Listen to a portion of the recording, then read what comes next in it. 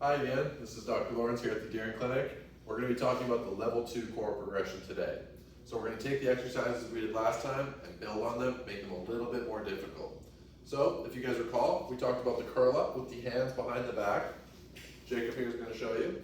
To progress this exercise, make it a little more difficult. It's the same idea where we're going to bring the shoulder blades off of the table, but at the same time I want these elbows to come off as well.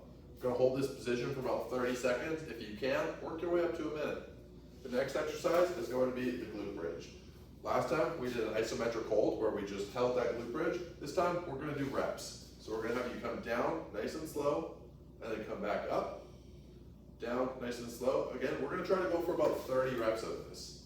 The next exercise is going to be a regular side bridge. So as you recall, we did it from the knees last time. This time we're going to go from the feet. Again, you really want to make sure that you have the body in a nice straight line, nice and upright. Again, try to hold this for 30 seconds. We're going to try to work our way to a minute. The final exercise is going to be the bird dogs. There we go, the bird dogs. So in order to do this exercise, we're going to have you leg out, arm out, opposite sides of the body.